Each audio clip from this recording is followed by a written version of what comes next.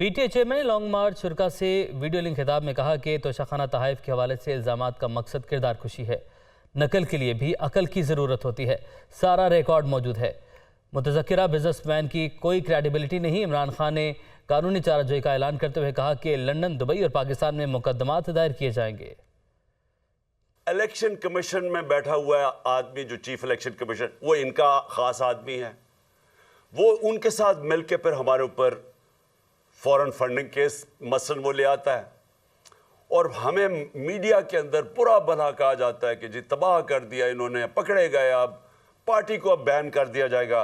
हम सारा रिकॉर्ड देते हैं, उसके बावजूद वो कोई ना कोई चीज़ उठाते हैं, एफआईए को हमारे ऊपर छोड़ देते हैं, किसी तरह साबित करने की कोशिश करते हैं कि इन्होंने कोई गलत काम किया। अब इन्होंने तोशाखाना उठाया हुआ है। मेरे वकील ने इनकी सारी चीज़ें एक एक चीज़ का जवाब दिया। अब इन्होंने एक नया काम किया। कल इन्होंने एक फ्रॉड को पकड़ा। यानी अगर आपने कोई गलत काम करना है तो उसमें भी कोई अकल होनी चाहिए। इन्होंने बैठ के जिस आदमी को लेके आए, आदमी की क्रेडिबिलिटी कोई नहीं है, उससे तुम 10 दफ़ा सोचते हो कि उससे ही आप उसके नाम पे ये प्रोग्राम कर रहे हो कि उसने कहा जी इमरान खान की घड़ी और इतनी महंगी बिक गई, कितने की घड़ी बिकी है, वो सब कुछ है, रिकॉर्ड अवेलेबल है। और इन्होंने पूरा प्रोपेगेंडा कैंपेन की। अफसोस से ये कहना मुझे पड़ता है, हमारा जो इंसाफ का निज़ाम है उसमें मुझे उम्मीद नहीं है। मैं इसके ऊपर लंदन में केस करूंगा जो मेरी किरदार कुशी की है।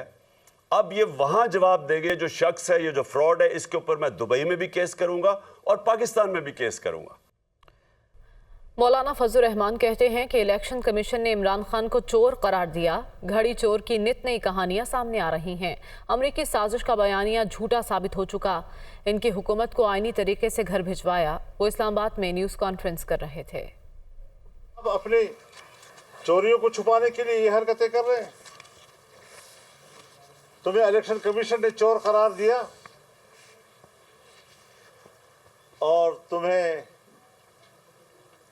घड़ी चोर नई नई कहानियां आ रही हैं। अमेरिका 2 दिन पहले दुश्मन, आपके खिलाफ साजिश करने वाला, आज आप नाक रगड़कर उसके साथ दोस्ती की, पींगे बढ़ाने की बातें करते हैं। खुल गई ना आपके बयानिए की हकीकत। झूठ के पाँव नहीं हुआ करते। यहाँ की ज़मीन गर्म है। ये नाजुक तलवे यहाँ रखना बड़ा मुश्किल काम है इनके लिए। अब कहते हैं पिंडी तक आएंगे, पिंडी तक आएंगे। और अगर हमने पब्लिक को कह दिया कि पिंडी में आओ तो फिर क्या करोगे?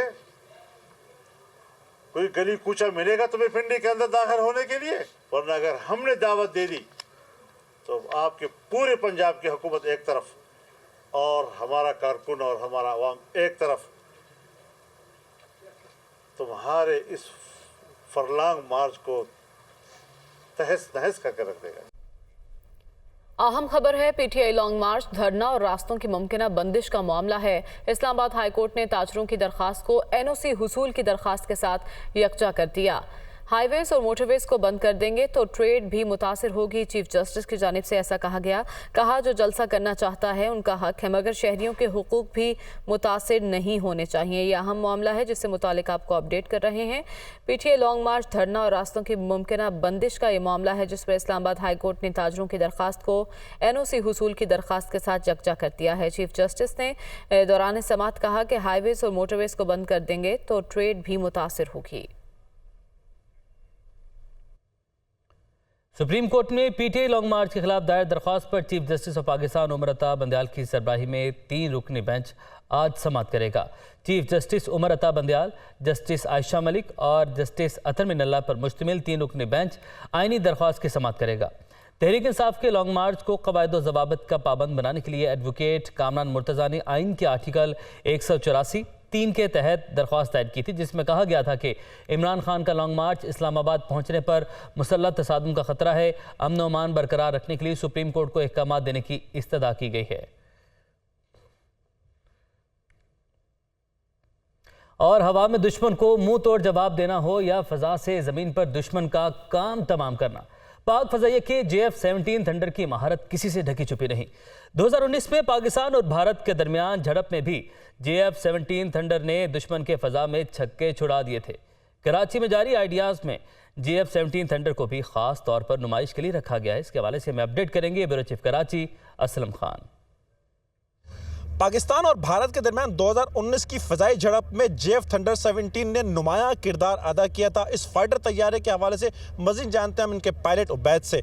उबैद, इस तैयारे की जो खुसूसियात हैं उसके हवाले से ज़रा हमें बताइएगा, किस टेक्नोलॉजी से या लैस है, इसके बारे में ब्रीफ कीजिए। अस्सलाम वालेकुम। ये आप देख सकते हैं JF-17 एयरक्राफ्ट है। ये पाकिस्तान और चाइना का वेंचर है और इसकी खुसूसियत ये है कि इंडिजिनस प्रोग्राम है। ये पाकिस्तान के अंदर प्रोड्यूस होता है और इसकी खुसूसियात ये हैं कि ये air to air, air to ground और एयर टू सी के टारगेट्स को हिट करने की सलाहियत हासिल रखता है। आपने देखा होगा कि स्विफ्ट टॉर में भी इसका बहुत अहम किरदार था और इसकी जो भी हम प्रोडक्शन कर रहे हैं वो हम पाकिस्तान के अंदर कर रहे हैं। ये कहा जा सकता है कि भारत और पाकिस्तान की जो फ़ज़ाई हम कहें कि जो अफवाज हैं उसमें ये एक हमारे पास ये एक नुमाया जिसे कह सकते हैं कि हमें इसमें बढ़तरी हासिल है। बिल्कुल ऐसे ही कह सकते हैं कि क्योंकि ये पाकिस्तान नेवी, पाकिस्तान आर्मी, इनको भी सपोर्ट करने में इसका बहुत अहम किरदार है। जो भी हमारी आगे एक्सरसाइजेस भी होती हैं वो उसमें भी इसका बहुत इम्पोर्टेंट रोल है। अब बहरीन में एयर शो से पाकिस्तान वापसी पर JF थंडर 17 में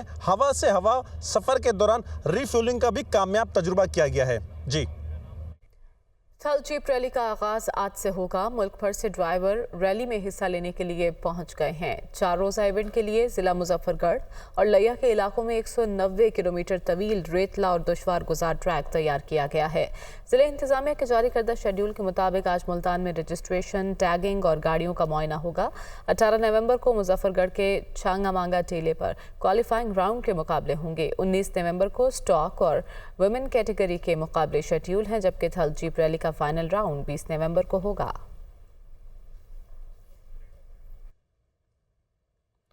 सुप्रीम कोर्ट में PTI लॉन्ग मार्च के खिलाफ दायर दरख्वास्त पर समाअत। लॉन्ग मार्च सियासी मसला है जिसका सियासी हल हो सकता है, ये कहना है चीफ जस्टिस ऑफ पाकिस्तान का।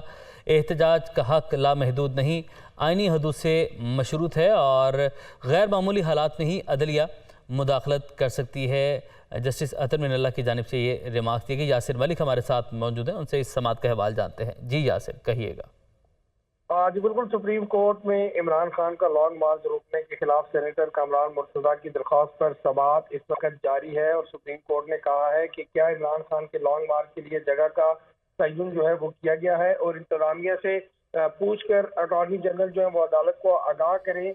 और इसके साथ साथ ये भी कहा गया कि आधे घंटे के अंदर ये बताया जाए कि कौन सी जगह जो है वो मुख्तस की गई है।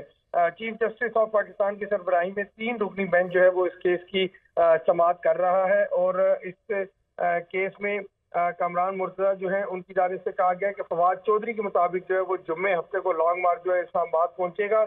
लॉन्ग मार्च जब इस्लामाबाद में पहुंचेगा तो उससे मामलाते जिंदगी जो है वो मुतासिर हो सकते हैं।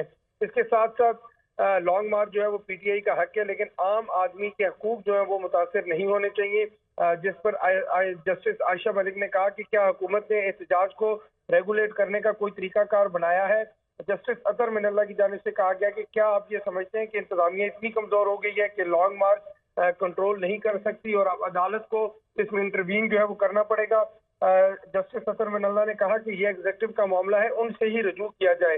गैर मामूली हालात में ही अदलिया जो है वो मुदाखलत कर सकती है। जब इंतजामिया के पास ऐसी सूरत हाल कंट्रोल करने के वसी इख्तियारात हैं तो अदालत इसमें मुदाखलत क्यों करेगी।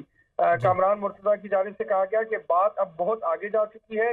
PTI के लॉन्ग मार्च पर फायरिंग से एक शख्स की जान भी चली गई है। जस्टिस आयशा मलिक ने कहा कि PTI का लॉन्ग मार्च तो काफी दिनों से चल रहा है, क्या आपने इस मामले पे इंतजामिया से कोई रजू किया है? ठीक है, समाअत हुई इस मामले पर। यासिर मलिक, आपने अपडेट किया, आपका शुक्रिया।